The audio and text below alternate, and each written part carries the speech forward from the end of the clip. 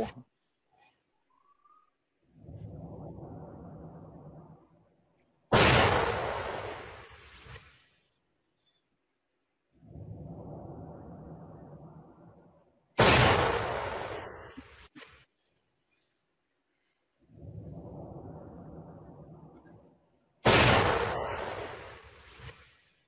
One, zero, all engine running.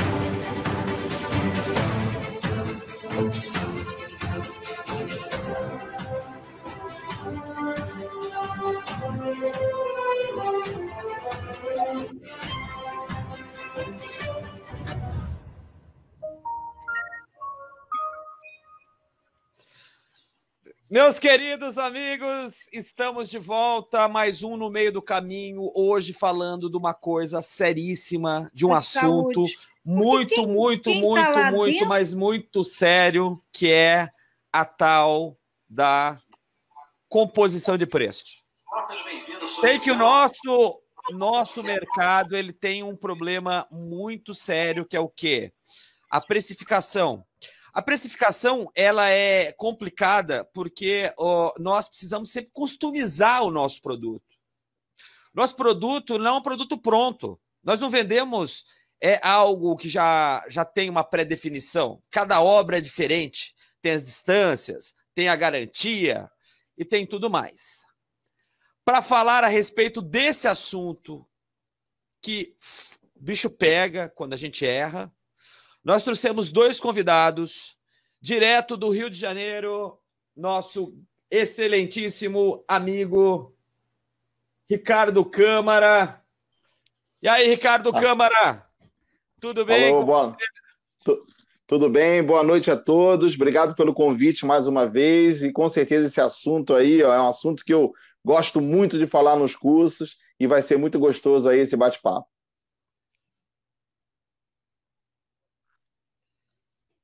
Comigo na fria Curitiba, fazendo todos os comentários possíveis e imagináveis, nosso amigo e parceiro de live, grande Juliano Alcântara. Como é que tá essas coisas aí por aí? Eu falo essas coisas porque Juliano Alcântara está envolvido em um monte de projetos interessantes. Diga para nós, Juliano Alcântara, pronto para falar a respeito de composição de preço, ajudar os nossos amigos aí com a composição de preços? Com certeza, fiz até um estudo um pouco mais aprofundado aí para colaborar com os comentários de hoje. Uma boa noite a todos. Isso aí, isso aí. E direto de Itajaí, o nosso amigo arquiteto, pessoa da esquadria, orçamentista, pessoa que conhece mesmo do segmento, engenheiro civil, o currículo é extenso para Dedéu. Se é uma coisa que ele conhece, é de alumínio. E alumínio não é simples também de fazer orçamento e tudo mais. Assim como vidro, nosso segmento não é fácil. Boa noite, Júlio, direto de Itajaí, do lado ali do canal de Itajaí, enxergando da janela da janela dele ali, a torre do Porto de Navegantes. Diga, meu amigo, tudo bem?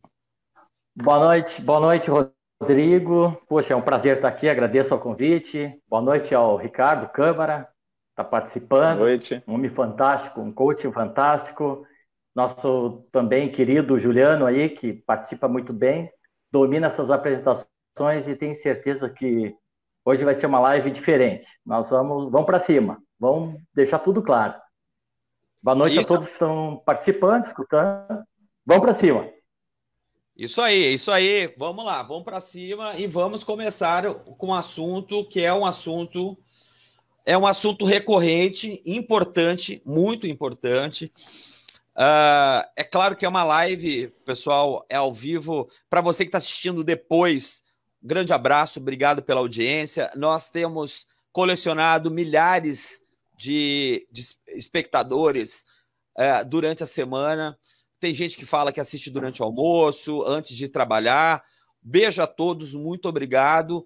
É claro que a gente lida com a imprevisibilidade das telecomunicações. Vai ter gente que vai desaparecer e aparecer, e assim assim por diante. Pessoal, então vamos começar. O assunto principal nosso é a questão de como colocar preço em uma obra.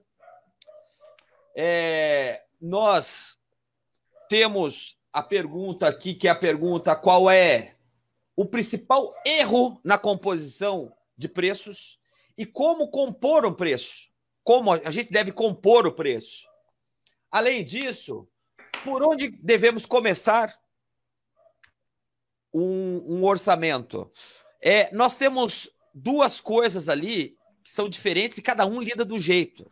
Tem gente que tem pré-determinado a metragem quadrada. Mas se a metragem quadrada o cara estiver no Rio Grande do Sul e vai fazer uma obra na Bahia, como é que vai funcionar? Metragem quadrada, o que eu devo acrescentar para conseguir cobrir a questão da garantia? Então tem todas essas variantes, né? Como é que nós começamos a lidar com o preço desde o início? Júlio, por favor, dê a resposta e depois passo a mesma pergunta para o Ricardo Câmara. Então, Júlio, pode começar a nos responder essa questão. Eu vejo da seguinte forma, usando um pouco dessa experiência e dessa estrada, o principal erro é trabalhar com metragem quadrada. O que muitos acreditam que para o vidro funcione, e pode ser até que funcione, mesmo entendendo que muitas vezes tu perde em aproveitamento de chapa, para o alumínio não funciona. Por quê? A mesma metragem quadrada, eu até fiz um rápido croquis, eu não sei se vai ficar legível para a nossa câmera, eu fiz um rápido croquis aqui. Eu tenho duas fachadas, por exemplo, duas esquadrias de 4 metros por 7 de altura. As duas têm 28 metros quadrados. Só que uma das fachadas, ela tem maxiares e uma modulação diferente, onde ela tem 16 montantes, 3 travessas e os demais fechos, né, e acessórios para essa esquadria. Ao lado não tem, são apenas quadros fixos. Se você fizer um orçamento por metragem quadrada nessa modulação, sem ver um projeto, com certeza você vai errar o orçamento e o cliente, se ele no desenho dele ou na pretensão do projeto tinha os maxiares, você vai perder. Então, não tem como fazer um levantamento por metragem quadrada, não dá nem para quantificar os acessórios, né? Eu vejo um outro item que pode ajudar bastante, você também trabalhar com software, que tem vários softwares no mercado que pode te ajudar, que ele já faz essa composição, onde o gestor da empresa, o administrativo da empresa, põe seus IDs, põe seus impostos, põe a sua margem de lucro, né, os custos, mas sempre você tem que trabalhar com software, e eu digo mais, para fazer um orçamento, e um orçamento com segurança, você teria que dedicar um orçamentista só para fazer o orçamento e deixar que com os vendedores tragam os projetos, fazer orçamento só em cima de projetos, tragam os projetos das suas obras, e esse orçamentista que está fazendo o dia todo aquele trabalho, que tem conhecimento do alumínio, dos acessórios, do vidro, né? E, enfim, ele consegue executar aquele orçamento com a maior segurança, com a ajuda do software, e entregar para os vendedores, consultores de vendas, para que esses façam parte de um segundo plano, que é a entrega desse orçamento, a emissão desse orçamento. Então, eu vejo que é dessa forma. Hoje, fazer levantamento por metragem quadrada é o maior erro para o nosso trabalho, não só do alumínio, mas também do vidro.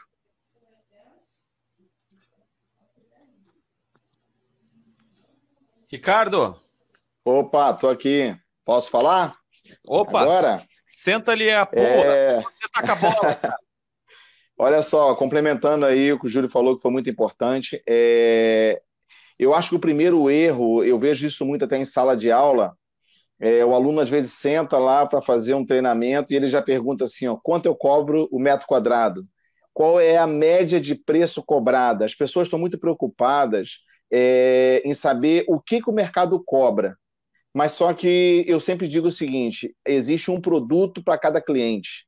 Então, assim, o Júlio pode vender lá uma fachada, eu posso vender uma fachada também, talvez até do mesmo fabricante, mas os nossos preços podem ser totalmente diferentes, por uma questão de qualidade de trabalho, por uma questão de valor agregado no serviço, componentes que a gente vai usar diferenciados, distância. Então, a primeira coisa que eu acho que é o grande erro é você querer saber quanto que o mercado cobra para você fazer algo igual ou pior, menor, né? Porque às vezes as pessoas falam assim, o metro quadrado X do produto, ou do que não seja o metro quadrado, o produto X custa isso, e eu vou cobrar um pouco a menos para ficar dentro. Eu sempre gosto de conversar, né, com os nossos alunos, não só em sala de aula, mas em consultoria, o seguinte: o que nós estamos vendendo? É produto? É serviço? Nós estamos vendendo quantidade ou nós queremos vender qualidade? Isso tudo é uma coisa totalmente diferente da outra.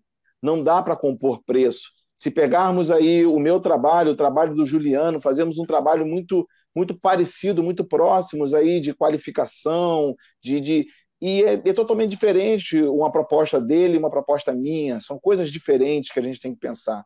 Então, a primeira coisa que eu queria já meio que esquentar esse assunto aqui é dizer o seguinte: qual é o público, em primeiro lugar, que você, vidraceiro e serralheiro, quer trabalhar? Qual é o nicho de mercado que te interessa? Porque se você falar para mim que está satisfeito em vender um box ou uma janela de R$100 por dia, não tem nada de errado. Também está certo, parabéns que você conseguiu isso. Mas eu sei que nessa live aí tem pessoas ouvindo e vão ouvir ainda que estão interessadas em vender 10 mil no dia, 20 mil no mesmo dia. Isso não tem certo nem errado. O importante é a gente entender que eu não posso seguir os passos que o mercado dita, as regras do mercado, e o melhor, eu tenho que traçar o meu próprio caminho, mas primeiro eu tenho que descobrir quem é a minha empresa, o que eu quero fazer, para quem eu quero fazer, por quê e quanto vale isso tudo. Eu acho que o primeiro erro seria isso, é tentar achar um modelo. Não existe um modelo de negócio para isso.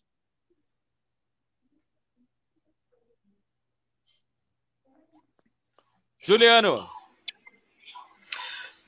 Boa noite a todos novamente. Eu quero incrementar o que os colegas já falaram de uma seguinte maneira. Se você que está acompanhando aqui tem o controle de seus números. Então, quando você não tem o controle dos seus números, acontece de você não saber exatamente como precificar uma obra, aquilo que está sendo contratado para você executar. Então, vamos imaginar que você tem o controle, então.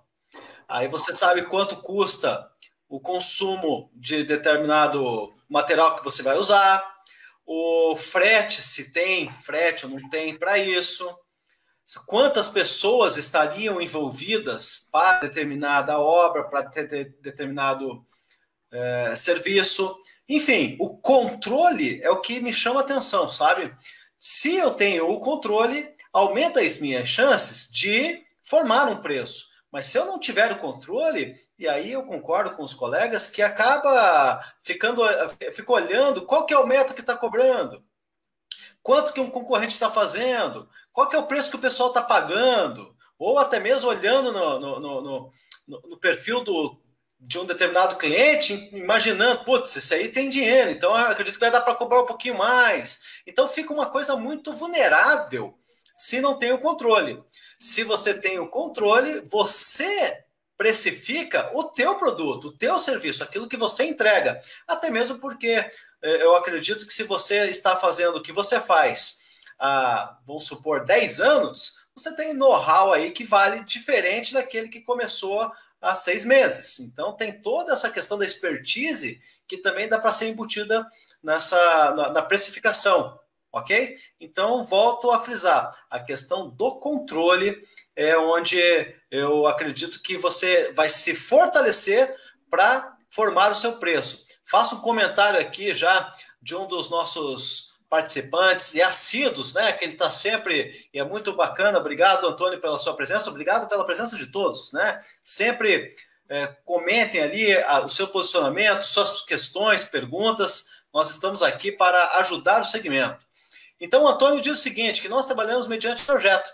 Não calculamos preço por metro quadrado. Usamos sistema, e ele cita aqui a WVeto Diniz, que é excelente. Então, olha só que bacana. Usando o controle para fazer uma precificação. Então, quando tem as variáveis daquele serviço que está sendo proposto, ofertado, facilita acertar no preço.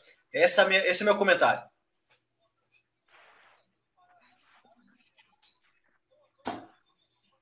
Perfeito, perfeito, Juliano. Juliano, legal, né? A gente está começando a ter pessoas que recorrentemente estão com a gente, né? Sim. Isso é uma coisa muito bacana. Obrigado, Antônio. Grande abraço, cara. Parabéns aí pela iniciativa de estar assistindo tudo. Eu tenho certeza que você vai virar um avião aí na tua região. Uma hora tá sabendo aí. O Antônio está no caminho. Tá no caminho. Porque no bom caminho. O que acontece? Uma hora ele está assistindo tecnologia, outra hora ele está assistindo respeito de precificação, na outra hora está entendendo as discussões que estão tendo fora ali da bolha onde ele está, porque todos nós acabamos ficando numa bolha, né? Porque até para você se concentrar no mercado e tal. É o seguinte, a segunda pergunta que a gente faz, para abrir a segunda rodada, é relacionado a como não desfazer a composição de preço quando você já tem ali a ideia do que você quer cobrar do teu cliente, tá? Porque cada obra é diferente uma da outra, né? Vocês até que responderam isso de alguma maneira, mas eu queria, assim, um ponto de vista da solução. O que o vidraceiro serralheiro pode fazer para conseguir resolver isso, sabe? Porque eu sei que cada obra é diferente, lógico, mas qual é a cabeça, o que na prática dá para fazer para estar deixando isso de uma maneira mais clara, não só para o dono da empresa, não só para o vendedor, não só para o orçamentista, mas para a empresa toda. Júlio? Olha, eu vejo da seguinte forma, o Ricardo comentou e o Juliano acabou coroando com planejamento estratégico. Acho muito importante, talvez um dos itens mais importantes de uma empresa. Não que ele vá ter um planejamento estratégico em definitivo, mas cada ano ele pode optar por um planejamento estratégico diferente. Então, o que eu acredito hoje? Eu acredito hoje que se ele tiver uma equipe de vendas que consiga já fazer a leitura do que o cliente quer e da obra que ele está entrando, isso ajuda muito. Isso é muito difícil. Saber o cliente que está lidando para conseguir ofertar exatamente o tipo de linha, o produto, preocupar com o acabamento, preocupar com a logística para esse material chegar até o local, que provavelmente nós vamos falar isso daqui a pouco mais, mas muitas vezes nós temos num prédio que está a 3 quarteirões da fábrica e eu tenho que subir com essa esquadria no 23º pavimento e tem que ser pelo lado externo. Ela vai ser o mesmo valor que uma esquadria que vai ser instalada no térreo? Logicamente não, mas o cliente tem que ficar a par disso. Muitas vezes o cliente até se propõe a pagar essa logística.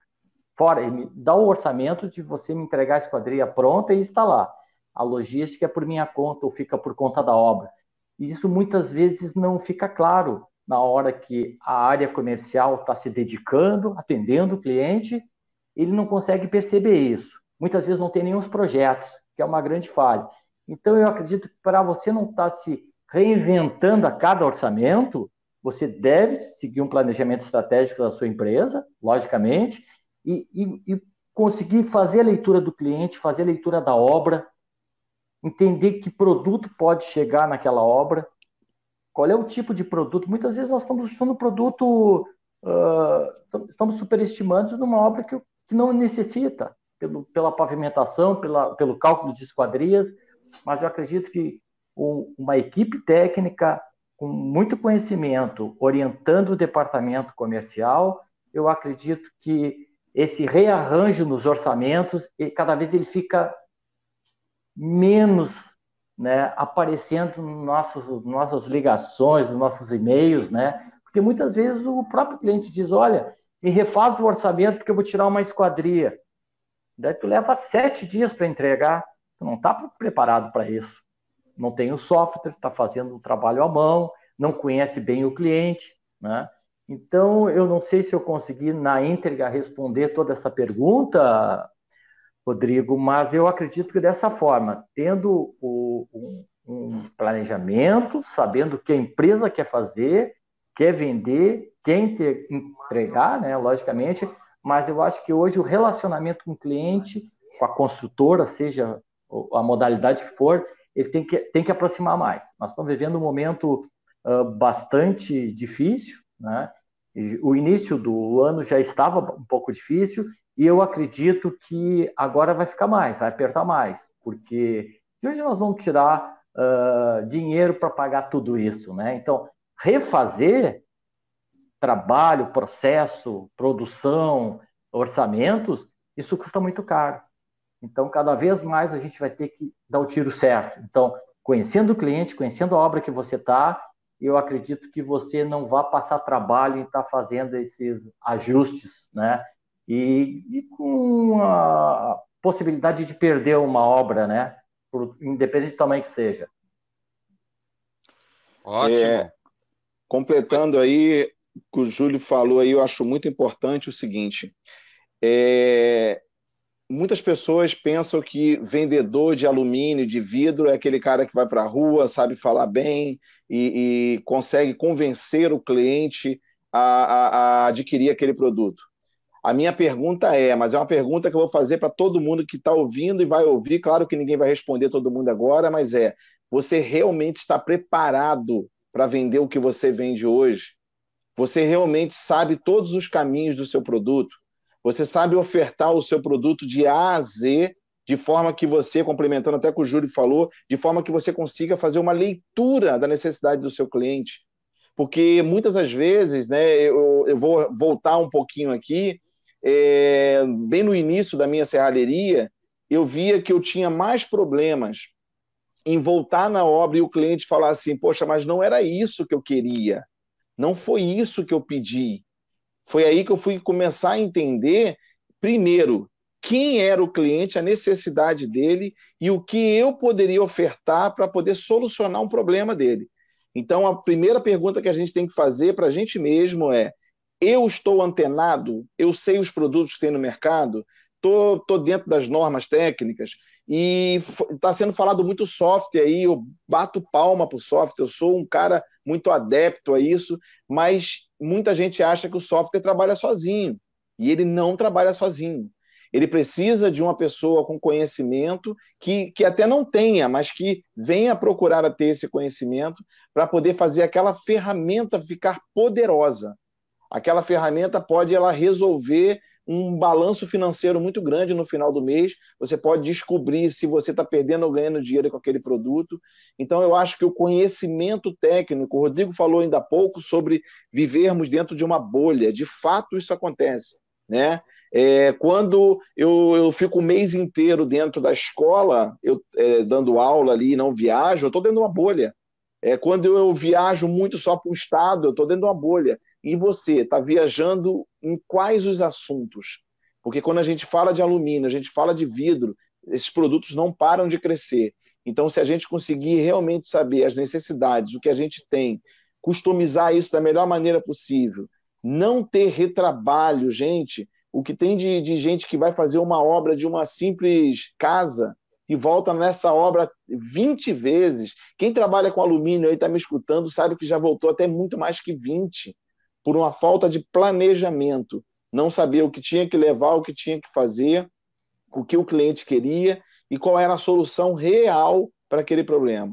Então, eu acho que a gente linkando esses assuntos hoje, o planejamento, a questão de você saber a necessidade do seu cliente e principalmente aqui, está aqui na cabeça da gente. Qual é a informação que a gente quer, qual a informação que a gente vai buscar, o que a gente está lendo, o que a gente está ouvindo, quem está aqui nessa live hoje ou vai assistir essa live, ou quem está simplesmente lá passando o dedo no celular e vendo um monte de informações que, não vou dizer que seja inúteis, mas talvez que não esteja te ajudando a prosperar ainda mais.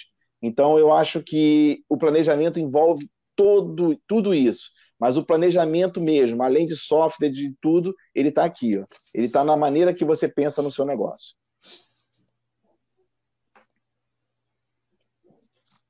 Juliano. Você sabe que olha só que excelente que os colegas estão dizendo, e eles são mestres, né, especialistas no que falam. Então, o pessoal que está aí acompanhando a live está tendo uma oportunidade de ouvir especialistas. E eu contribuo falando de uma forma assim, ó, nesse momento. Se você tem definido o que você faz, acredito que você pode até deixar de pegar alguns projetos, algumas obras, sendo bastante coerente com o teu perfil, com os seus valores, com aquilo que você faz. Por exemplo, se eu vendo algum produto, algum serviço de uma classificação, sei lá, de A, B, C, sendo A de uma qualidade inferior, B, uma qualidade intermediária e C, qualidade top. Ou ao contrário, né? Porque daí fica até melhor. O A é a qualidade top, o B, secundário, e aí o C, uma qualidade inferior. Qual é o teu serviço? Se você tem claro que atua em uma determinada área, né, em um determinado padrão, não tem problema algum você atender lá o mercado C, mas tenha claro para você isso. E aí, uma outra questão é se você atende tanto C, quanto B, quanto A, bem o que os colegas falaram, tenha condição de saber exatamente o que o cliente quer. Porque senão ele compra C acreditando que vai receber A. E aí? Aí tem problema.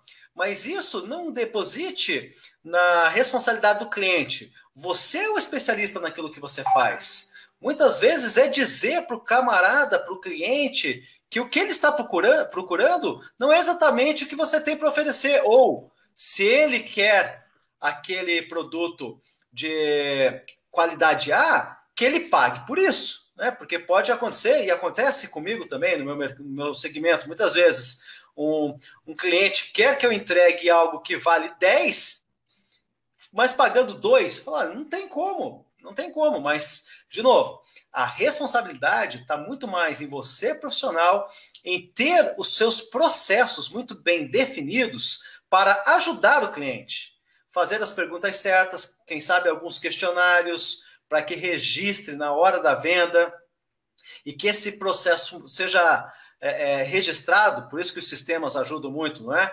Que você tem o que está acordado. Aí você não vai ter problema na hora da entrega. Porque senão chega lá na frente, o que vai acontecer? Ah, mas eu tinha comprado, você tinha dito isso.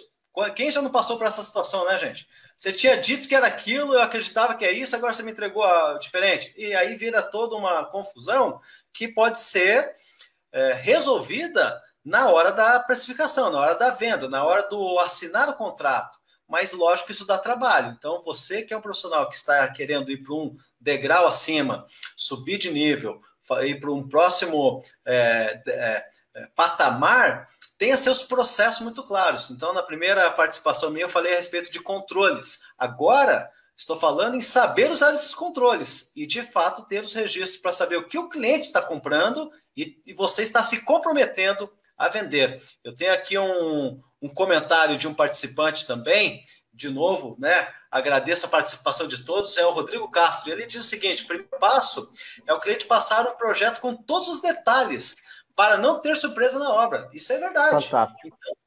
Então, se o cliente não passa, você tenha um questionário que tenha uma forma eficaz de saber exatamente, porque acredito que nem todos os clientes têm tudo isso pronto e fácil, né, gente? Então, acredito que essa é a minha participação dessa vez. A próxima pergunta, ela é muito polêmica, né? O que acontece? Nós temos um grande problema, que é a concorrência desleal, né? Como a gente está falando aqui, é bom a gente falar com vocês dois, principalmente, que vocês têm espaço de fala, porque ambos lidam com a parte executiva do negócio. o Ricardo durante muitos anos ali como serralheiro, e o Júlio hoje fazendo consultoria para empresas, mas também lidando com a parte executiva.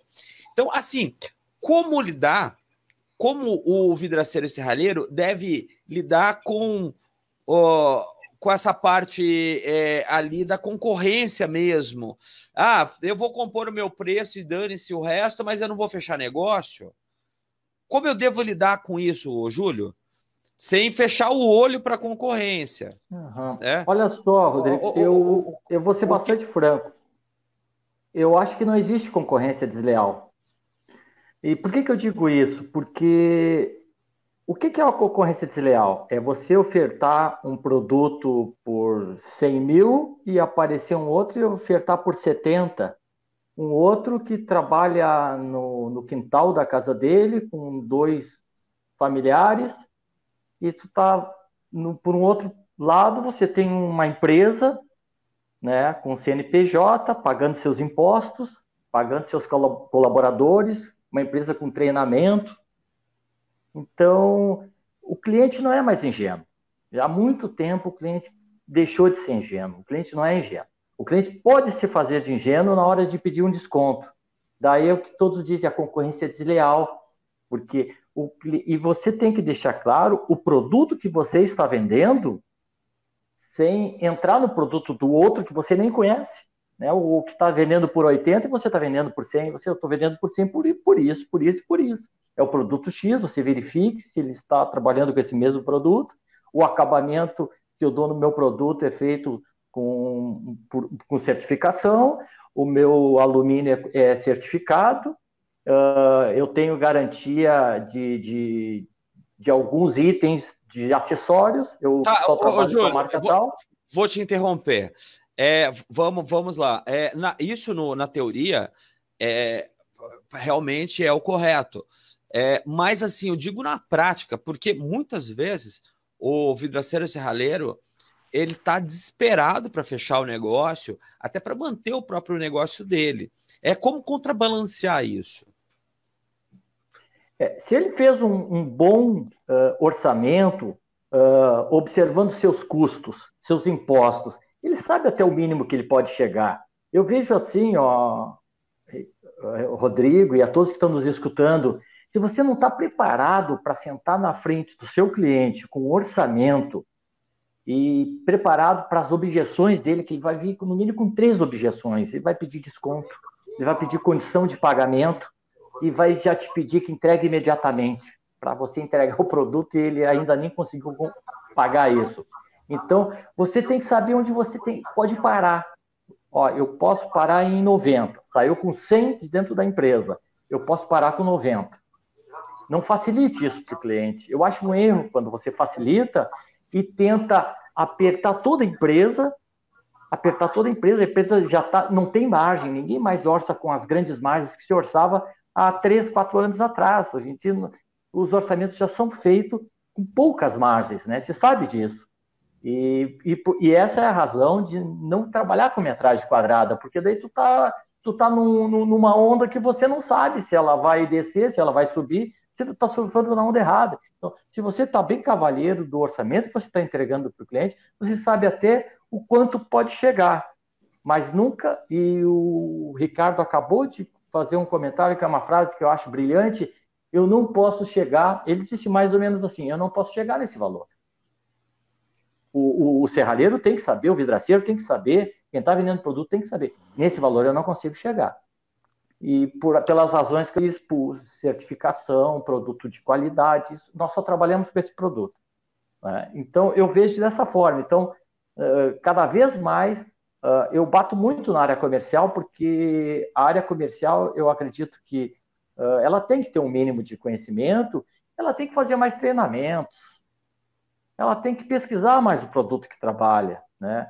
Vender hoje em dia, você está no mercado comercial que abre, que dizem muitas vezes que é o coração da empresa, pode até ser o coração, mas esse coração tem que pulsar.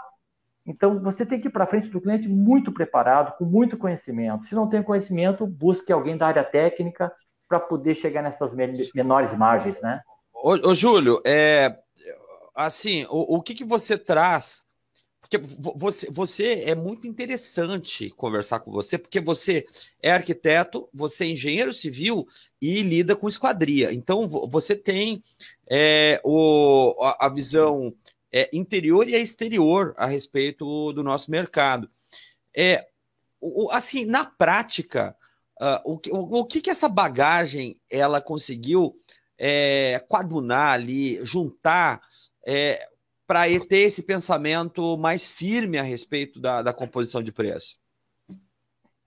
Eu vejo assim, uma obra para definir se vai ter vidros, esquadrias de alumínio, esquadrias de madeira, ferro, PVC, ela parte de um projeto. Esse projeto sempre parte de um arquiteto, né? Então, toda obra tem um arquiteto, tem um projetista.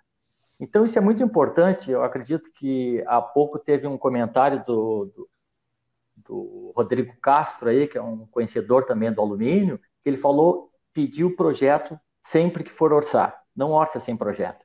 E eu vejo isso. Então, se tem um projeto, e eu, na qualidade dessa área de construção civil, que eu estou há muitos anos, eu nunca trabalhei em outra área que não fosse a construção civil, desde os meus 21 anos, e eu vejo assim, tem um projeto. No projeto, muitas vezes está especificado, muitas vezes não está especificado.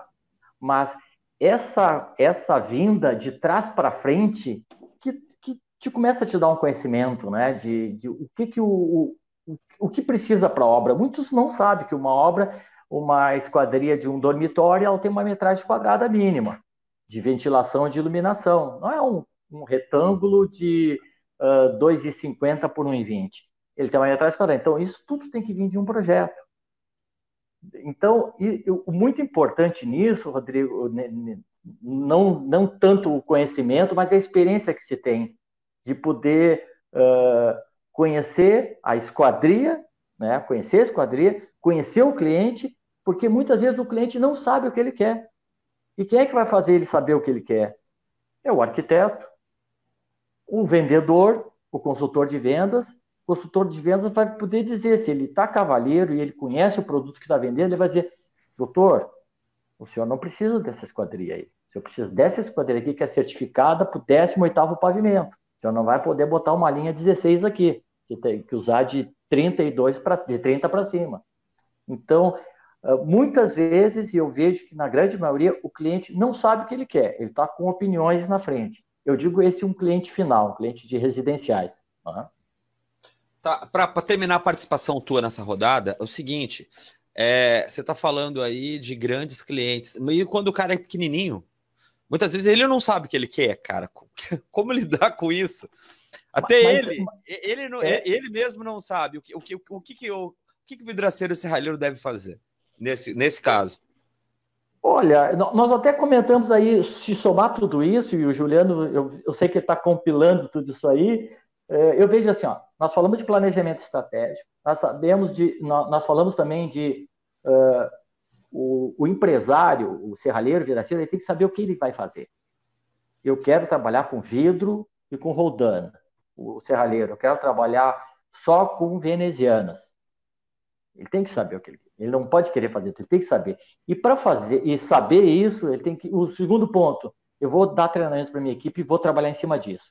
Então, esse empresário, ele vai poder aceitar esse cliente que vem e diga, olha, eu quero 3 portinholas para botar na cozinha lá do meu prédio. Vai dizer, pô, cara, eu estou com a minha produção a todo vapor, eu nem tenho essa linha. Ponto. A gente tem que saber entrar numa festa e tem que saber muito melhor sair. Não adianta tu entrar numa festa sóbrio, elegante, arrumado, bem penteado e sair bêbado caindo. Então, eu vejo assim, muito importante para as empresas é saber entrar na frente dos clientes, fazer o seu trabalho, vender, entregar, né? Ver se o cliente está satisfeito com aquela entrega e sair bem para pegar a próxima e os próximos, porque esse cliente vai indicar. Ricardo, vamos lá, então. Eu fiz uma série de perguntas ali pro Júlio, porque nesse bloco a gente vai fazer o seguinte, nós vamos entrar também em algumas curiosidades e especificações relacionadas ao teu trabalho, tá? Ótimo. Mas vamos para o cerne da pergunta, que é a questão da concorrência. Porque assim, Ok. vamos lá. Eu trabalhei com vidro temperado durante muito tempo, com ferragem para vidro, e ferragem para vidro mais que tudo, foram mais de 10 anos, e, cara, coalhou de fábrica. O tal do Gilberto Gundert, que criou o tal da ferragem de alumínio lá no início da década de 80, e fez a ferragem de alumínio, a ferragem ser muito fácil de fabricar. E nós temos hoje um número de fábricas pelo Brasil. Nós temos um polo muito forte aqui no Paraná, em Curitiba. Nós temos hoje fábrica por todo o Brasil mesmo. Então eu me boto no lugar do vidraceiro do serralheiro, que hoje está, sim, com o mercado muito povoado. Sim. Né? O Júlio, ele falou ali de dois pontos bem interessantes. Primeiro, a visão do cara que está construindo uma torre ou até uma casa com um pouco mais de sofisticação. Mas o que acontece? Nós temos hoje pessoas de média e baixa renda fazendo obras tanto em alumínio quanto em vidro temperado. Sim. Como o vidraceiro e o serralheiro conseguem sobreviver de uma maneira, trabalhando legal, tendo do lado dele um cara que trabalha de qualquer jeito? Isso é bem interessante. Vamos lá. Primeiro a gente tem que entender, agora eu vou me posicionar lá como vidraceiro e serralheiro, né? Eu estou começando agora no mercado, eu tenho uma concorrência gigante do meu lado, eu sou pequenininho ali, mas isso faz ele menor que os demais? Não. Tem concorrência? Tem. Mas como que ele vai encarar isso? Eu uso um termo aqui na empresa, na Central do Vidraceiro, que é dar um passo para trás. O que é isso? Eu estou querendo pegar clientes que eu não tenho capacidade técnica para isso. Eu vou estar lutando numa concorrência onde possivelmente eu vou estar sempre atrás, sempre perdendo. Eu não estou enxergando o que eu sei fazer, o que eu sei de melhor, o que eu posso ser melhor e pegar o mercado que está ali ao meu redor. Eu sempre digo para os meus alunos o seguinte: o melhor mercado para vocês começarem está do lado da sua casa. O cara começa hoje, fez um curso básico de instalação de box. Ele quer entrar numa construtora para vender 1000 box. Ele começou no degrau errado. Ele precisava fazer isso ali, pequeno e próximo à casa dele, conquistar os clientes próximo dele. Mas quando eu falo conquistar os clientes, é fazer algo que ninguém faz. Um aluno nosso disse uma coisa muito importante. O nosso mercado, na visão geral que ele quis dizer, não menosprezando, ele está tão mal atendido que quando você faz um pouquinho, você vira rei. Você parece que é o melhor do mercado, as pessoas te indicam, as pessoas querem você. Então, quando eu falo de concorrência hoje, eu falo o seguinte: para quem você está vendendo, por como você está vendendo. Eu tenho uma teoria que é muito engraçado, né? Eu entro nas empresas assim e eles perguntam muito: como vender mais? Eu não gosto dessa frase, como vender mais. Quando alguém me pergunta isso, eu pergunto para essa pessoa o seguinte: você cuida do cliente que você tem hoje? Porque se você responder para mim que não cuida, esquece essa teoria de vender mais. Vender mais não funciona. Vender mais eu entro em concorrência. Às vezes você tem uma carteira de cliente maravilhosa, que paga o seu preço, compra o seu produto e você mal atende ela. Você não honra os seus compromissos com ela. Então, o que eu estou falando aqui está diretamente ao profissional pequeno e de médio porte. Ele está preocupado em dobrar o faturamento dele, mas ele não está preocupado em honrar os compromissos dele com os clientes dele, que são pequenos, mas que faz ele grande.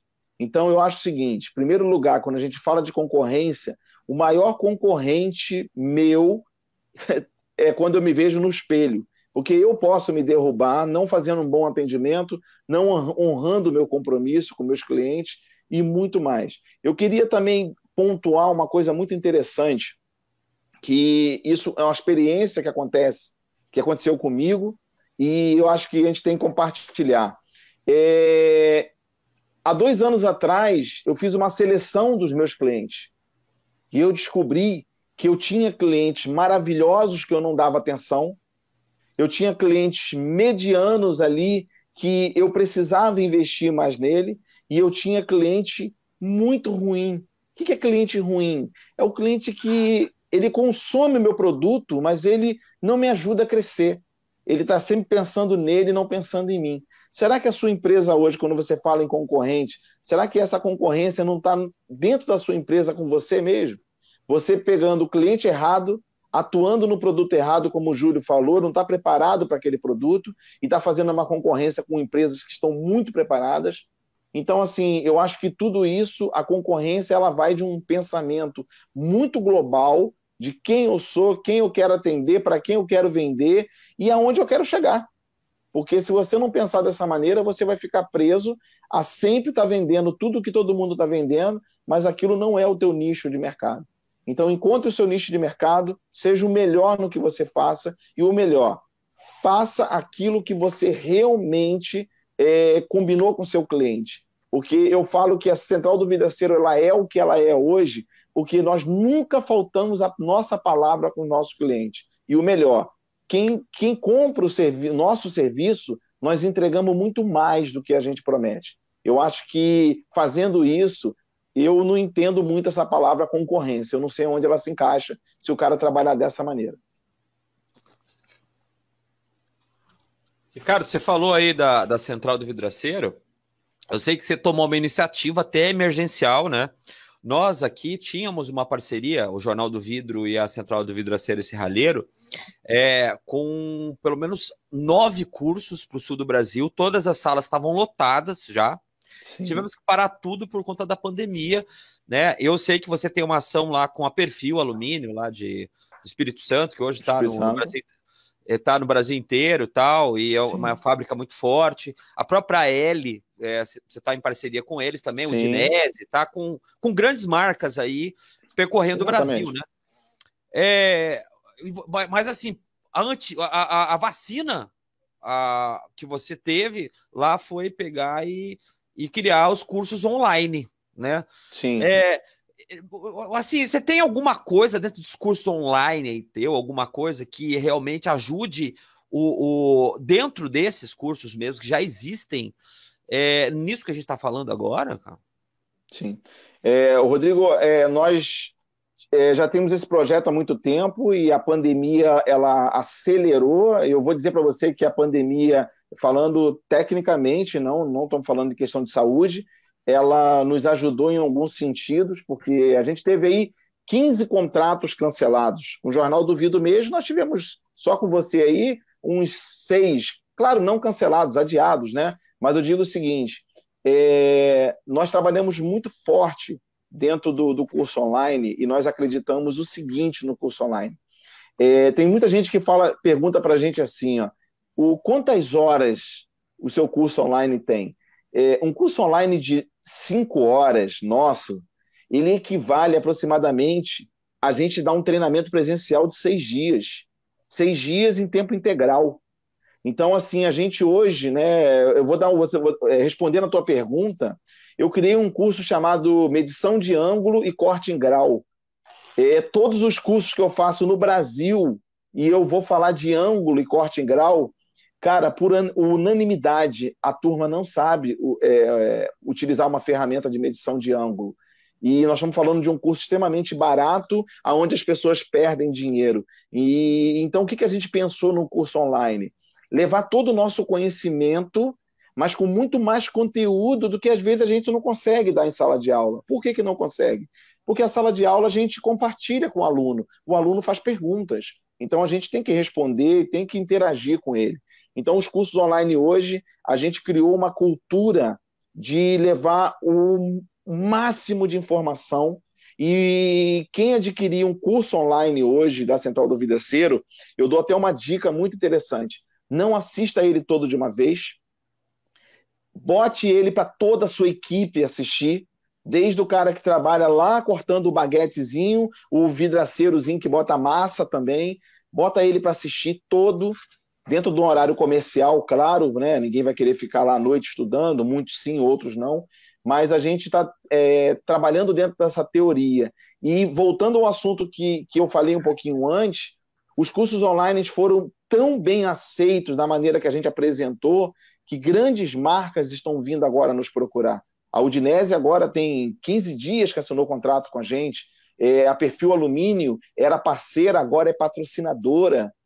Nós tivemos agora a Lume Software entrando em contato conosco. Então, as empresas que visam esse mercado maior acreditam nesse modelo de online, e eu acho que ele não tira o presencial de maneira nenhuma de mercado, mas ele é realmente uma receita muito boa para quem quer se qualificar, e às vezes o tempo é um pouco mais apertado. Perguntamos isso porque vai surgir interesse, né, do pessoal se qualificar, porque a audiência nossa, graças a Deus, cara, ela é muito, mas muito atenta a maneiras de melhorar o repertório, né? Assim, Ricardo, para finalizar e para a gente encerrar essa rodada contigo ali, a tua participação nessa rodada, na prática, o que você faria se você fosse vidraceiro e serralheiro hoje, cara? Na prática, tá? Você falou aí do teu exemplo de empresário, mas treinando o pessoal, mas na prática, o que você faria? Rodrigo, na prática, a gente tem que aprender a cuidar do nosso cliente. Eu acho que a prática hoje, né, eu insisto muito nisso. Eu vou te interromper.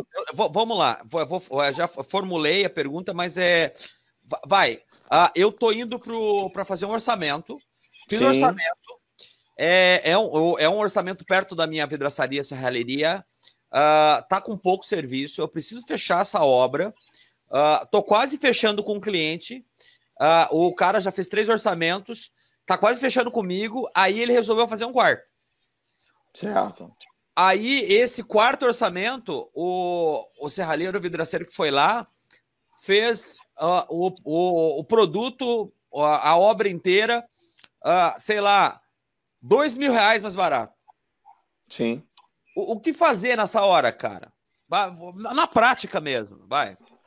Na prática, nós vamos ter 2 respostas para isso. Uma, é possível esse vidraceiro cobrir esse orçamento. O Júlio até fez um comentário disso. Será que todo aquele material que ele está orçando ali, ele já tem dentro de casa?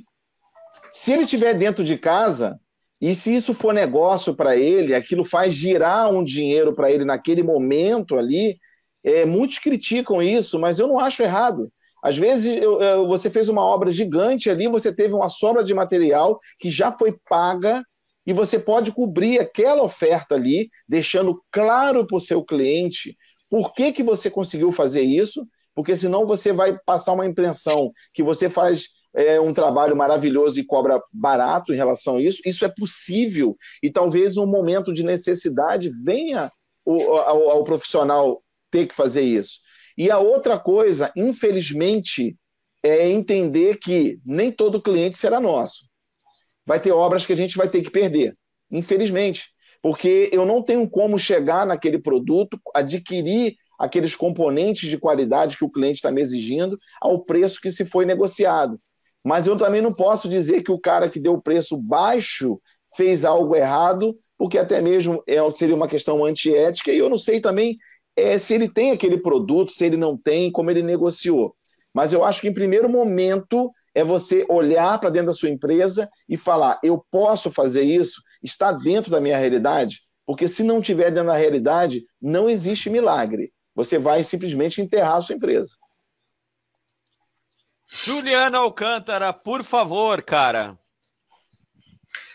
É incrível, eu dou volta aqui nos meus pensamentos e a colaboração dos colegas e também a participação aqui dos nossos espectadores. Excelente, eu aprendo demais com tudo isso aí. Mas essas voltas que eu me refiro, eu vou contar uma rápida história aqui que vai embasar onde eu quero chegar. Esse final de semana eu estava em Pontal do Paraná atendendo um cliente meu que é do segmento de náutica. E ele vende, então, equipamentos para barcos, ok? Esse mesmo cliente meu esteve comigo 2 vezes na China, enquanto eu fiz lá, então, 2017, 2018, 2 congressos de coach, né, seminários de coach para o pessoal brasileiro de lá. E o que me chamou a atenção na China era o seguinte: quando nós procurávamos algum serviço, algum produto, eles tinham muito claro logo uma pergunta: qual a qualidade que você quer? De que forma você quer? E aí o que ocorria é que existia tanta das concorrências, e eu gostei muito do que o Júlio falou, não existe concorrência desleal, existe camarada fazendo do jeito que ele acredita que tem que fazer. Então, pegando esse pensamento que eu trouxe, né, que eu identifiquei lá no pessoal da China, e o Jorge Moro, que é o meu cliente aqui do Pontal do Paraná, ele também fala isso. Fala: Juliano, tem uma outra coisa que eu trouxe da China. O pessoal lá, o que eles prometem, eles fazem. E por isso que o chinês, obviamente, os mais íntegros, né, e isso tem no mundo inteiro, mas eles prometem e fazem. Eu estou aqui com uma dificuldade danada de arrumar mão de obra. Pessoal que queira, de fato, aprender, estudar, desenvolver e construir um grande império, um grande negócio. Por que eu estou falando isso para vocês? Né? Onde que eu quero chegar? Se você sabe qual é o jogo que você quer jogar, conheça as regras. E quando você conhece as regras, você opta por seguir as regras ou não seguir as regras, mas saiba que qualquer segmento, qualquer mercado, qualquer estado, país, cidade, quem não segue as regras tem as suas consequências. Então, para aquele concorrente que não está honrando com seus compromissos, uma hora ele vai ter dificuldade. Então, muitas vezes, eu acredito que é uma boa ideia e inteligente ação não pegar determinada obra. Mas, de novo, qual a capacidade sua, da sua equipe, dos seus vendedores, projetistas, orçamentistas, em conseguir demonstrar para o cliente, falar: ó, cliente, o meu preço é 10, existe por 5, mas deixa eu te ajudar aqui porque você é meu cliente. Faça essas 5 perguntas para quem está te vendendo por 5. E aí tire as suas decisões, você mesmo vai decidir. Com essa decisão sua, depois de elaboradas as perguntas corretas, você também fique à vontade para escolher o de 5, mas saiba que você vai ter ou um produto de 5, ou um serviço de 5, ou alguém que está fazendo por 5, que não sei o quanto você vai, o quanto barato pode sair caro. Mas, de novo, tudo isso só é capaz, só é possível se as pessoas que fazem o negócio junto com você, teus colaboradores, seus parceiros, as pessoas que te fornecem, ou seja, cai na questão de relações pessoais, de capacitação de cada profissional. Por isso é que eu gosto muito da praia que eu surfo, que é o desenvolvimento humano, que é o treinamento comportamental. A venda é comportamental. Se o vendedor não se comporta adequadamente, acaba não vendendo ou vendendo errado, ou fazendo uma sensacional venda. Então depende muito do comportamento, das habilidades, competências que ele tem. E de novo, vou deixar aqui, daqui a pouco eu vou compartilhar aqui no chat o site julianoalcantara.com.br, que eu esse mês acabei de lançar. Então já faço aqui o meu marketing, a minha propaganda, porque as 100 pessoas, preste bem atenção, as 100 pessoas que entrarem no meu site, fizerem o login, no final de julho, eu tenho uma novidade para essas primeiras 100 pessoas, certo? E depois que vier a 101, 102, 103, já está fora desse meu projeto. Mas por que eu quero privilegiar as pessoas que querem de fato aprender? Porque eu acredito que é essas que fazem a coisa acontecer. A que vai atrás lá do Ricardo, estuda um pouco mais, a que busca o Júlio e tem um pouco mais de conhecimento, a que está conectada aqui no meio do caminho, fazendo a sua propaganda, colocando no chat o que você faz, o que você se interessa. Eu sou muito partidário de ajudar quem quer se ajudar. E aí, sabendo que é capaz, e eu acredito que todas as pessoas são capazes, vai lá, aprende, as regras do jogo, jogue bem as regras do jogo, que você vai ser sempre campeão. E aí, com o comentário desse nosso participante aqui, eu fecho a minha participação nessa rodada. O Anderson Machado diz, exatamente, moro na Zona Norte, em uma região dominada por várias empresas, dentre vitraçarias e serralheiras, né, serralheiras, por ter muitos distribuidores. Ok. Pois bem, dentro do meu bairro, peguei um pequeno serviço, uma janela apenas, depois disso não parou mais de dar indicação. Olha só, que jogo que eu vou jogar então? Tem uma pancada de empresas que pode fazer um monte de coisa, mas deixa eu jogar esse jogo aqui, ó, e eu vou ser bom nisso aqui. E se eu sou bom nisso aqui, jogo esse jogo, você vai ser campeão. E ser campeão lá da série C, D, e depois a C for subindo, não tem mal nenhum nisso. É cada estágio que você está. Mas, de novo, vem a expansão da consciência, vem toda essa conexão que eu já venho falando aí há mais de 10 anos, né? E vou continuar falando porque eu acredito que isso que faz não só o profissional de sucesso, mas um ser humano melhor. Não é muito simples, né? Agora sim, ó, tem um outro lado, né, gente? A gente está falando muito do lado do vidraceiro e serralheiro, e porque quando você tem uma porta aberta, você tem um comércio, você capta todo tipo de pessoa, né? E quando o cliente realmente é mau caráter, o que fazer com isso? Quando o cliente realmente é mal intencionado, né? Teve até um comentário aqui, vocês podem ver na linha do tempo, vocês que estão assistindo ao vivo, que foi, eu acho que foi o seu Gilson Alves que fez ali, ou a Ali Alves, dê uma olhada antes de fazer negócio lá no Reclame Aqui. Né? O que fazer quando realmente o cliente é um cliente problemático? Fala pra gente aí, Júlio, por gentileza. Olha, eu vejo que tá muito fácil responder, porque as empresas, eu acho que não devem se preocupar com o Reclame Aqui. Se você estiver trabalhando dessa forma, que o Juliano até corou muito bem, eu vou aproveitar algumas palavras do Ricardo também, com planejamento, com conhecimento, com bom produto, venda é um relacionamento, tu tem que conhecer o seu cliente, né? E eu acho que não tem problema do Reclame Aqui, porque quem é mau caráter, mesmo que tu não venda para ele, ele vai entrar no Reclame Aqui que tu atendeu ele mal e tu não vendeu nenhum produto. Então, e a gente quer hoje em dia, e eu acho que cada vez mais esse divisor, essas vertentes estão se separando. Eu acredito que até esse momento que nós estamos vivendo venha nos ajudar, porque o mau caráter vai ter o caminho dele. Ele vai ter o caminho dele. O Brasil há muito tempo está pensando nisso.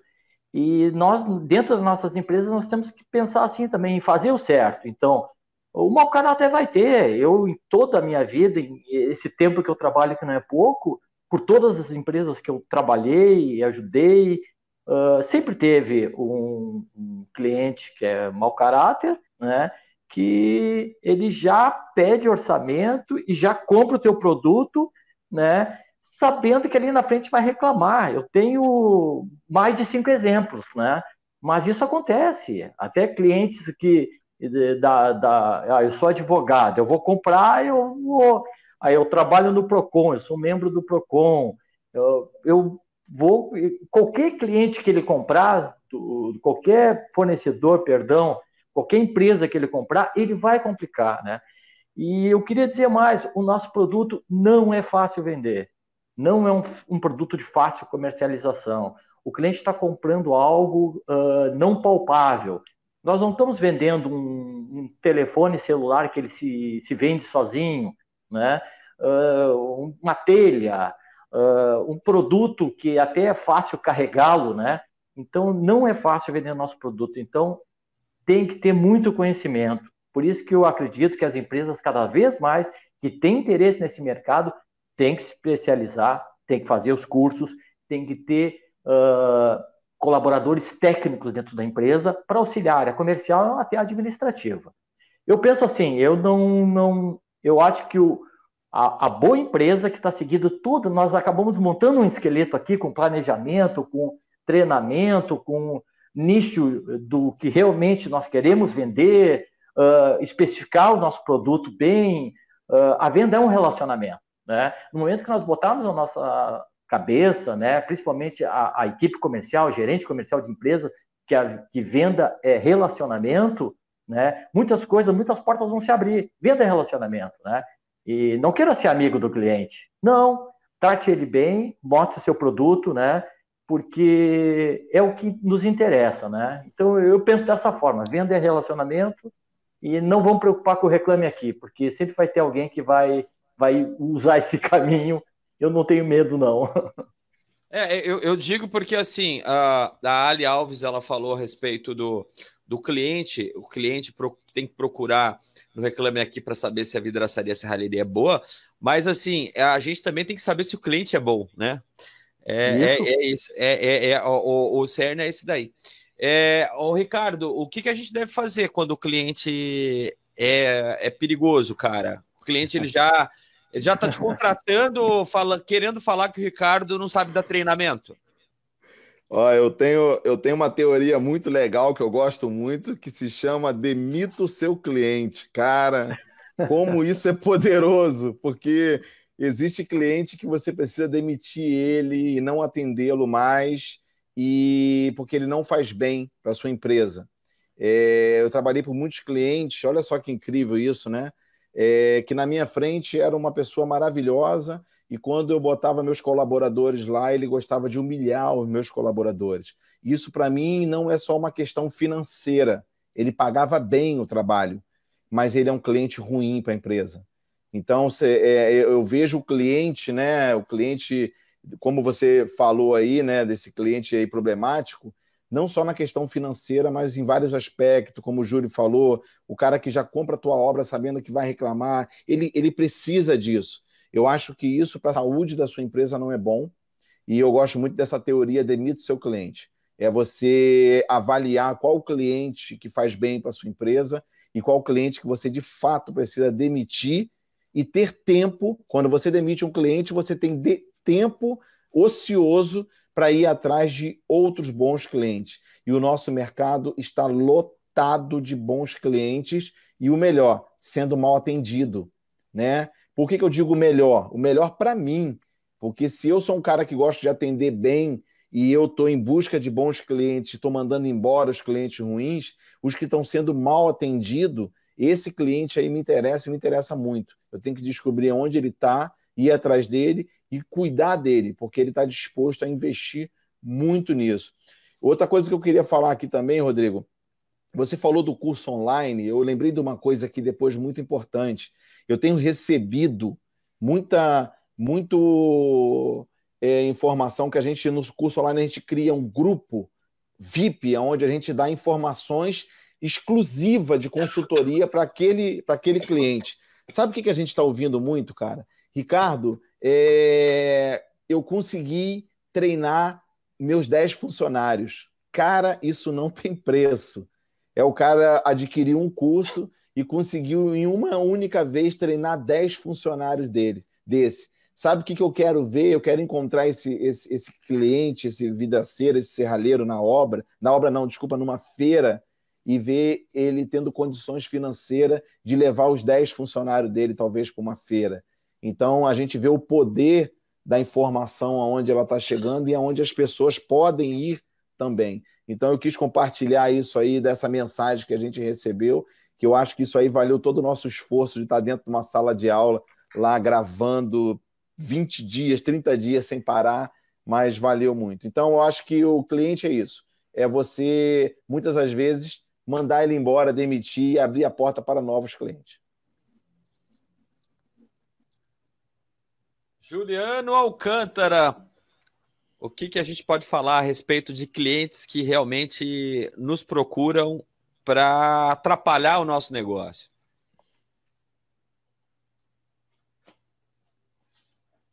Olha, Rodrigo, eu acredito que assim, ó, você usou uma palavra bastante forte, né? A questão do mau caráter, da pessoa que quer atrapalhar nosso negócio, ou quer, sabe, receber 10 para pagar um, ou nem pagar. Eu gostei da teoria aqui do Ricardo, né? Que a gente pode demitir o cliente. O relacionamento ele vai fortalecendo à medida que a confiança vai aumentando e vice-versa, né? Então, à medida que eu aumento minha confiança, eu também melhoro meu relacionamento. E é a questão de conhecer as pessoas, né? Então, se você busca e tem uma integridade baseado em fortes valores, princípios de vida, eu acredito que você não vai andar com qualquer pessoa. E nos negócios não é diferente. Então, eu acredito que existe mais gente boa no mercado, no mundo, do que gente ruim. Agora, se eu só encontro gente ruim, talvez eu não esteja caminhando pelos caminhos certos, sabe? Mas esse é o meu pensamento, né? Eu posso estar totalmente errado, mas eu estou convicto disso, mesmo que esteja errado. Eu tenho encontrado na minha trajetória profissional aí bons parceiros, pessoas de valores. Tem muita gente que aqui está, posso falar do Valber, posso falar da Isabel, posso falar da Melissa, posso falar de muita gente aqui, né? E não vou comentar de todos, porque o tempo também é curto, mas tem muita gente que dá valor ao trabalho sério. E aí o que ocorre? Aquelas pessoas que pensam diferente, eu acredito que elas acabam não remando dentro do barco e vão cair sozinhas. Então a gente acaba não estendendo a mão para todos, né? Mas eu sei que quando a gente tem uma aliança forte, as pessoas que nós consideramos e que nos consideram, nós vamos estender sempre as mãos e quando nós precisarmos, terão mãos estendidas para a gente também. Mas isso é uma coisa além, né, de muitas compreensões de negócio, porque quando se fala em negócio, em business, homens e mulheres de negócio, é uma coisa mais fria. Adorei o que o Júlio disse.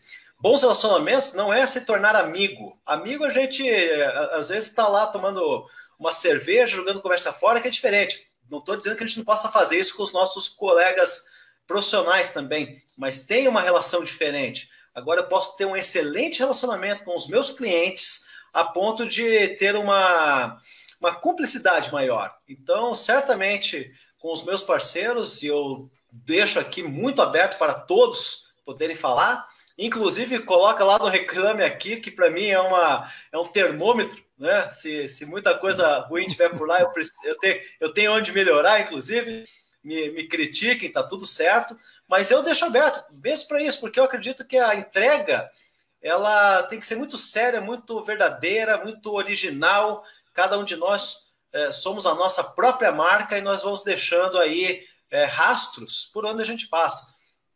Se as pessoas olharem os meus rastros, olharem os seus, elas vão enxergar o que nós somos e os valores que nós carregamos. E aí a gente vai encontrar clientes também com esses valores. E aqueles que são diferentes, eu gostei. Parabéns aí, Ricardo.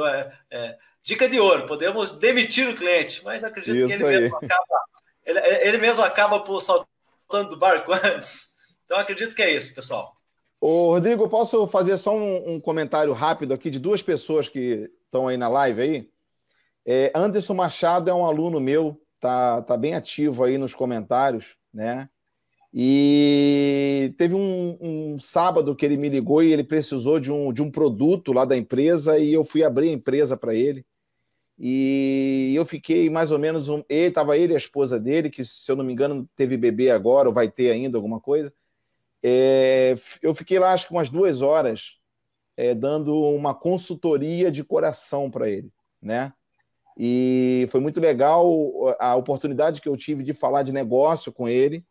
E eu vejo esse cara agora, como ele está crescendo, como ele está desenvolvendo o negócio dele. E é um cara pequenininho, tem tudo a ver com o que a gente está falando agora. Ele não é um gigante, ele é um cara pequeno, começou ele, a esposa dele, né? Então eu queria dar um salve para o Anderson Machado aí, pela coragem, e é um cara que já fez acho que quase todos os meus cursos. Daqui a pouco ele vai levar a carteira profissional para assinar lá, de tanto que ele vai lá estudar na Central do Vidaceiro.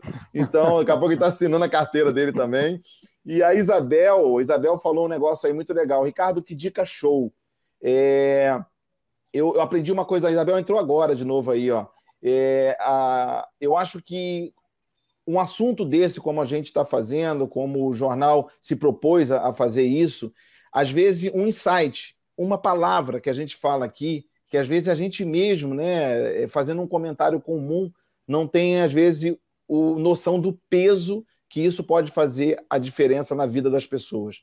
Então, o pouquinho de cada um que falou aqui, o Juliano, o Júlio, todo mundo que falou aqui, um pouquinho de cada aqui, que cada um possa sair com uma mensagem, botar em prática e ter uma mudança aí considerável. É isso aí, parceiro. Realmente, o pessoal é fera mesmo, né? Nós estamos chegando a 1h16. As nossas lives, a gente tem um objetivo de chegar a mais ou menos 1h40 ali. Eu acho que a gente partiu para uma coisa muito dentro da prática. Essa rodada vai ser mais curta, mas eu quero uma intensidade e uma densidade do que vocês vão responder, porque eu vejo muita gente errando nisso, tá? Quando eu preciso fazer uma obra mais longe do meu estabelecimento, como é que eu calculo o passivo de garantia? Né? Eu divido esse passivo de garantia. Eu vou te dar um exemplo lá de um colega nosso do mercado que é fabricante, ele mesmo é fabricante das tuas cortinas, envidraçamento de sacada. Ele é fabricante do sistema dele. Ele lida direto com a extrusora e tal. Então, toda a garantia está nas costas dele. Ele pegou 2 torres para fazer, ele aqui de Curitiba, para fazer lá em Salvador, na Bahia. E aí ele falou, poxa vida, mas como é que eu vou calcular se der algum problema? Como é que eu vou calcular a garantia disso? Eu dou a mesma garantia, 5 anos, como eu dou para todo mundo, porque ele dá 5 anos de garantia. Como é que funciona isso na prática? Esse passivo, ô Júlio, como é que a gente pode calcular isso? Olha, esse tema eu acho que é o mais difícil. Poderia ter iniciado com ele, né? Para a gente já vir catequizado. Eu acho muito complicado. As logísticas das obras que fogem da nossa região, elas têm que ser muito bem pensadas. Eu penso assim, ó, fazer um andamento na mão contrária agora. Eu vou ter instalação no local. Então eu não posso enviar a equipe minha desse local para instalar lá. Eu tenho que ter alguém treinado lá. Isso é uma coisa, é muito caro. Esse deslocamento é muito caro. Levar o produto para lá. Também tem a logística. Eu acho que você consegue dividir com o fornecedor da matéria-prima, ou fornecedor local, esse deslocamento, muitas vezes consegue, e principalmente com o cliente tem que Júlio, dividir. mas eu não estou falando que todos os casos são assim, mas a gente tem muita empresa de esquadria que ela é praticamente dona das ferramentas. Né? Verdade. Assim, muitas vezes já no seu estoque. Uhum. E muitas vezes ela tem parceria com as fábricas, com uma fábrica ou outra de acessório, né? Que fica tudo nas costas dela. Você acha que tem como, mesmo assim, dividir a responsabilidade da garantia, você estando longe do teu domicílio, tem como dividir com o fornecedor? Eu acho que é viável, é a única forma que você tem, porque se você tem um fornecedor que ele tem certificação por aquele produto, logicamente, se der algum resultado negativo na obra, alguém da área técnica do teu fornecedor vai ter que fazer uma visita para fazer um laudo disso, né? Para saber se realmente foi um defeito na fabricação, na instalação, né? Eu digo a fabricação já interna, né? Não a montagem do produto. Porque tem a fabricação desse produto, muitas vezes é fora, a montagem dele dentro de fábrica, né, que a gente chama de fabricação, mas é a montagem desse produto, corte, usinagens e montagem, e depois tem a instalação. Eu acredito que dá para dividir, sim, um fornecedor, tendo bons fornecedores, dá para dividir. O medo sempre é o tempo que você vai dar de garantia, né? Por exemplo, se você tiver der um acabamento anodizado no material que vai ser instalado, você já orçou assim e está fazendo assim um material anodizado que vai ser instalado numa área industrial, uma área marítima, onde tem maresia. Não tem como nem quem produz esse acabamento vai lhe dar garantia por isso, né? Então, tem que tentar dividir, mas eu acho que sempre eu penso que a logística das obras fora da nossa região, que isso é lá no nosso primeiro tema, nós estávamos falando de saber, né, o que você quer atuar e onde você vai atuar, né? Mas surgiu uma obra que parece ser interessante, é fora do estado. Eu toquei obras que eu estava em Porto Alegre, a obra era no Uruguai, depois toquei obra em São Paulo, né? Eu montava uma fábrica dentro da própria obra de esquadrias, né? Montava uma fábrica ali. E tem que ter um bom supervisor para coordenar isso aí. E com equipe, 2, 3 da tua fábrica e o resto, os outros 20, tudo terceirizado do local, né? Para dirimir esses custos aí que nada é bom, né? Nada é bom. Frete são coisas caras, logística de transporte de material, né? E no fim você tem que dar garantia de tudo isso. Às vezes o material se danifica no transporte. Você deu garantia, ele saiu da fábrica e se danificou no transporte. Se danificou dentro da obra, que muitas vezes você instala o seu produto na obra e a obra tem continuidade. Se o seu produto não entrar na hora certa, vem o gesseiro, vem o cara colocando piso. Eu, ultimamente, andei fazendo umas obras que, há alguns anos atrás, eu nunca faria. Nem com a Polícia Federal nas minhas costas eu não faria. Porque eu estava colocando uma esquadria e o cara colocando piso, né? E a empresa não enxerga isso, né? Lógico, a empresa quer faturar, não enxerga isso. Vão lá, Júlio, faz acontecer.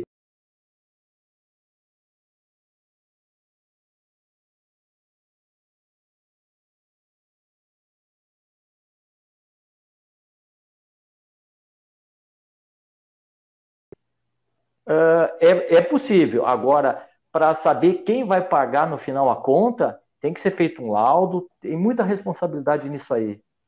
É muito delicado.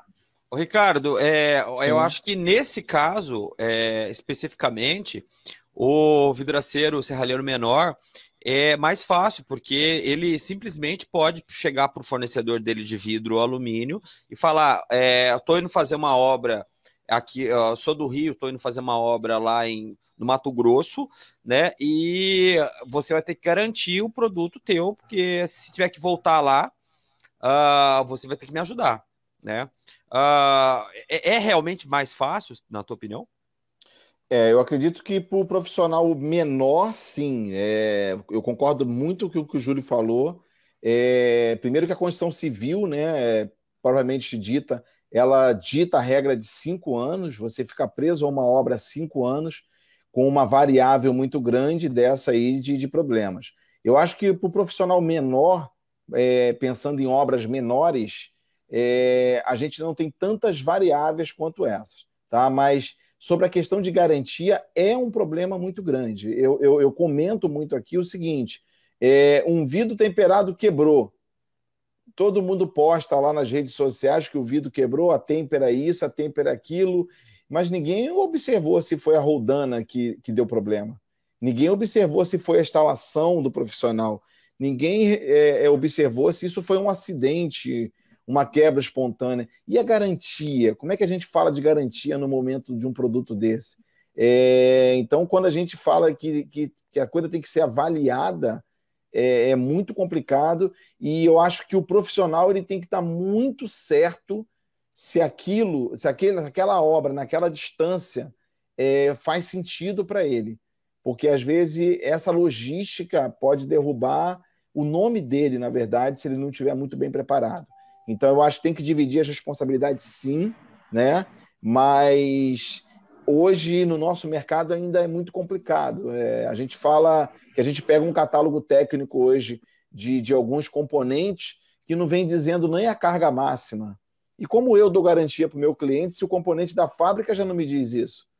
Verdade. Então, assim, hoje nós temos uma dificuldade muito grande, as nossas normas estão nos ajudando muito, mas ainda estamos a passos muito lentos, né? É fácil falar isso, pega o catálogo da grande maioria das ferragens do Brasil, independente da marca, nós temos pouca informação.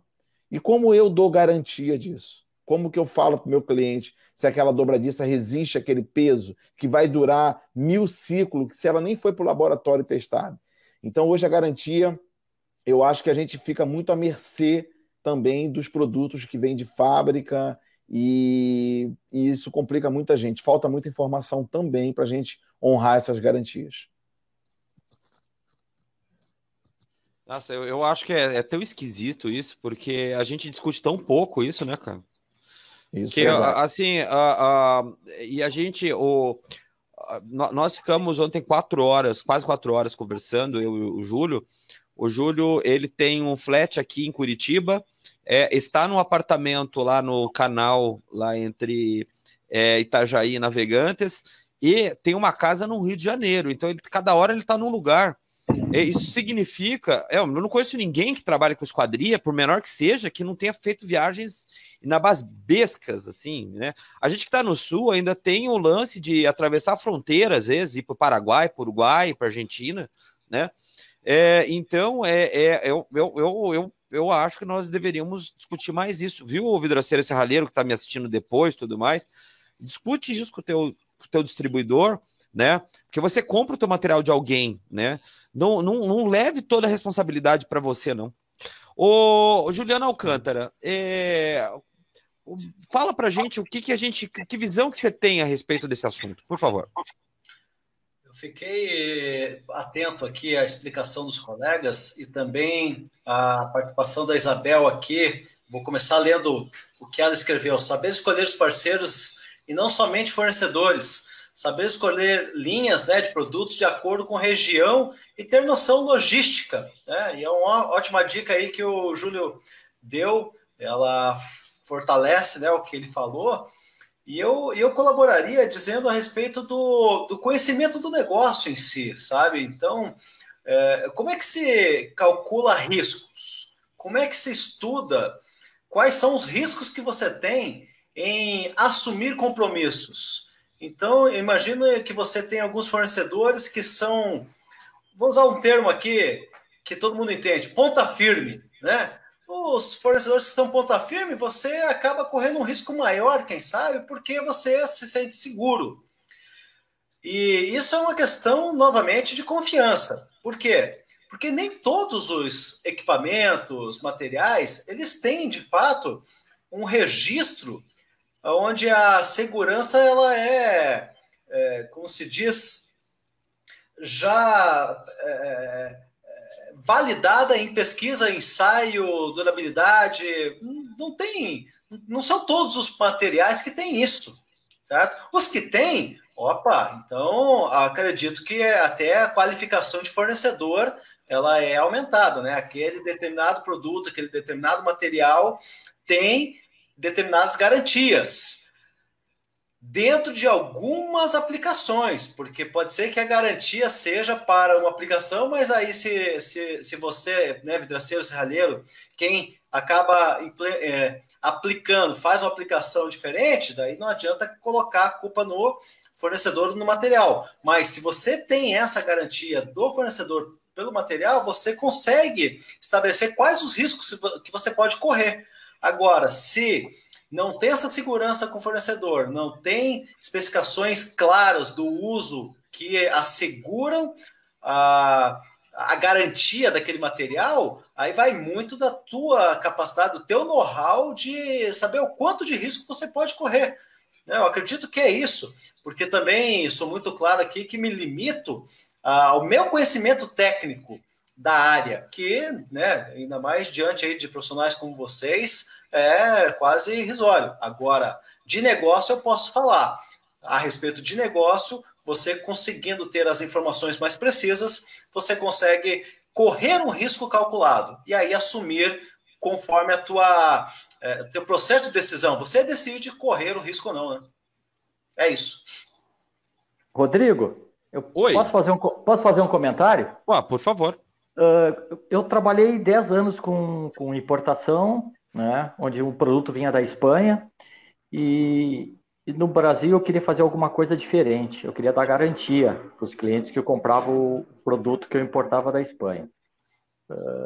Eles riram. Foi uma piada que eu contei, sentado, logicamente, numa grande mesa em Barcelona. E que garantia? Garantia? O que é garantia? Não existe isso. Daí, a muito custo, eu consegui 3 anos de garantia, explicando para eles. E o que eu escutei? Garantia é coisa de brasileiro. Porque tudo que nós falamos até aí, do cliente mau caráter, do reclame aqui, vem ao encontro agora, porque ele se garantia coisa de brasileiro. Tu vai ter um produto que ele vai ter o seu desgaste natural, e não tem nenhum produto na face da Terra que não tenha o seu desgaste natural, nem que o desgaste natural dele seja 200 anos, como o plástico, PVC, etc. Mas não existia o assunto garantia. Eu confesso que eu não cheguei a pesquisar, né? Mas me pareceu que na Europa, pelo menos, não se falava de garantia eu queria 5 anos. Eu disse, não. Então, na motorização desse produto, eu te consigo 3 anos. Mas aí você vai ter que fazer um laudo, vai ver se não entrou água, se foi bem instalado, vai ter que fazer um relatório bombástico, né? Foi nessas palavras, para nos convencer, né? Então, eu vejo que não quero pensar assim, mas eu sei que às vezes a gente, até quando compra um carro, a gente sai da revenda com o carro e o carro está piscando, está acendendo uma luz, deu alguma coisa, mas foi às vezes uma manobra mal feita que a gente fez, né? E não tem que garantir, a gente já quer garantia, já quer devolver produto. Então, eu questiono muito o assunto da garantia, né? Então, por isso que eu digo, tem que pedir para os nossos fornecedores nos ajudar nisso, mas explicar muito bem para o cliente até onde vai essa garantia, né? A garantia, ela só é passada para o cliente, só é dada ao cliente se foi feito um laudo antes, para saber exatamente o que aconteceu naquele produto.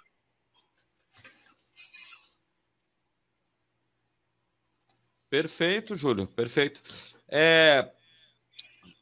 Eu quero complementar essa rodada nossa, dizendo que realmente existe mais de um lado, tem a questão da garantia de 5 anos e tudo mais, e eu acho que todos vocês, todos nós, temos que ficar muito esperto com tudo isso, e realmente reforço a questão de como vocês, a maior parte de vocês não fabrica nada, a não ser montar, instalar, realmente é importante ter a visão assim antecipada de que aquele fornecedor pode arcar com umas futuras despesas, se for necessário assim fazer.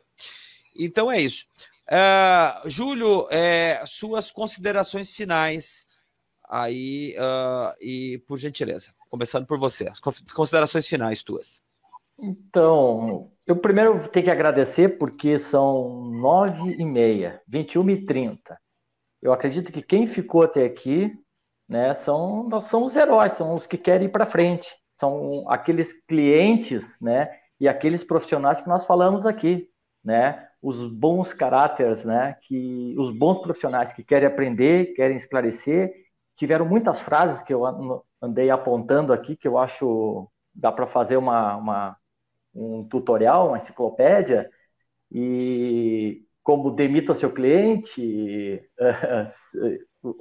entre outras coisas, né? Que venda é relacionamento, e se tu tem um bom relacionamento, tu vende confiança, tu não vende produto, né? O Juliano deixou isso muito claro, muito bacana. Vamos somar isso aí, vamos aprender com isso aí.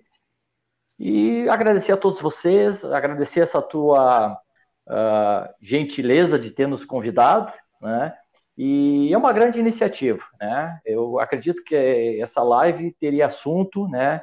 E espero que aconteçam outras, tem assunto para 3, 4 horas, né? E queria concluir dizendo que no ramo que nós trabalhamos, pessoal, tem 21 normas técnicas.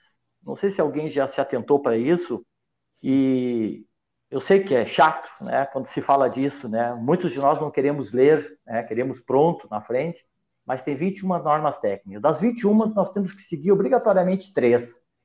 E eu também me coloco à disposição, né, através do meu e-mail, do meu telefone, WhatsApp, etc., para qualquer informação que vocês queiram, né?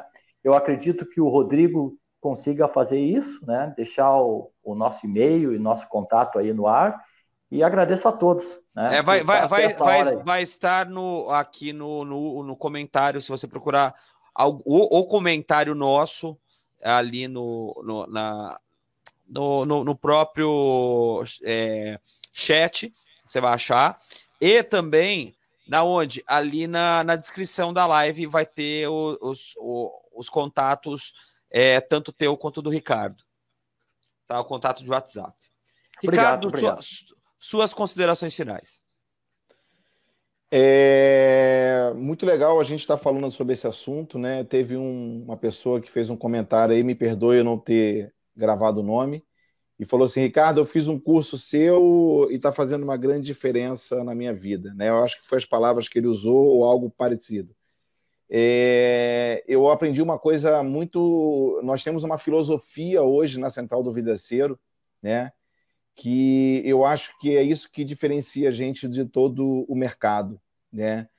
A gente não ensina ninguém a fazer instalação de vidro, alumínio, a gente não ensina.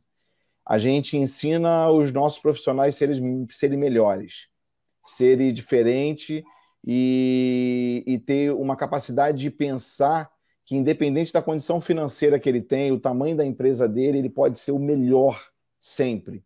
Então, nós temos essa filosofia, nos ajuda muito. Entrou na tela agora aí, ó, Jeová é do Maranhão. Esse cara, toda vez que eu vou para o Maranhão, esse cara está fazendo curso. Toda live que eu estou fazendo, ele está acompanhando. É um cara que a gente sabe o quanto que ele cresce aí, uma abração muito grande aí, João.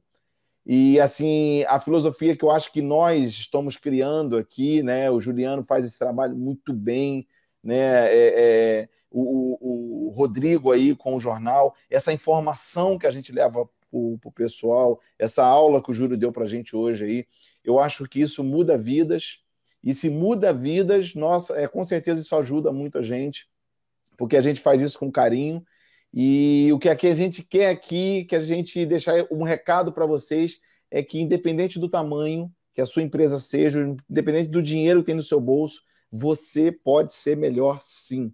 Isso não existe concorrência para isso e não existe negociação para isso. Então seja sempre melhor do que você é hoje.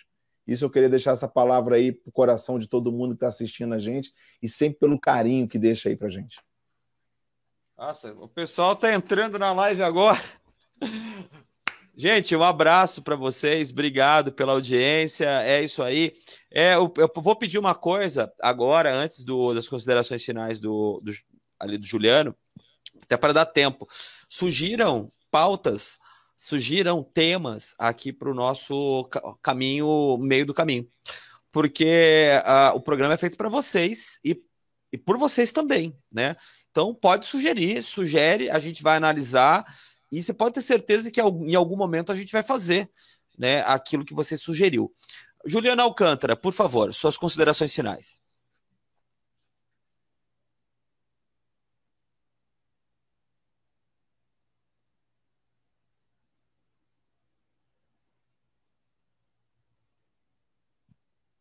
Juliano, você está com o microfone desabilitado. Se eu habilitar, favorece? Aumenta a chance de vocês ouvirem, né? Totalmente. Já melhorou. Uma das coisas que eu aprendi fazendo meu estágio aqui na Globo daqui, na RPC, beijo a todo mundo, Parracho, todo mundo daqui, é que acontece coisas muito engraçadas no ao vivo. É isso aí, pode continuar. Então, falava a respeito da gratidão de participar aqui no meio do caminho novamente, e que as pessoas que estão vindo pela segunda, pela terceira, pela quarta vez, obrigado a vocês, principalmente porque vocês fazem parte já do meio do caminho. Bem legal que o Rodrigo colocou aqui, surgiram pautas, aquilo que de fato dói aí no teu dia a dia, né? As dificuldades, as barreiras, os obstáculos que você encontra. Sei que o Rodrigo tem aí uma rede de relacionamento muito forte e que pode convidar novas pessoas para vir aqui para no meio do caminho. E não só, obviamente, as pessoas que já estão com uma frequência maior aqui, mas você que veio pela primeira vez. Espero que você tenha tirado proveito. O grande objetivo, desde lá da fundação desse programa, o Rodrigo tem muito claro, né? E eu fortaleço esse desejo. O Jornal do Vidro, ele existe para o vidraceiro e para o serralheiro. É para ajudar o segmento. E se o vidraceiro, o serralheiro, quem está na ponta, que atende de fato o cliente lá da ponta, ele se fortalecer, o segmento todo fortalece-se. Então, um forte abraço e até semana que vem.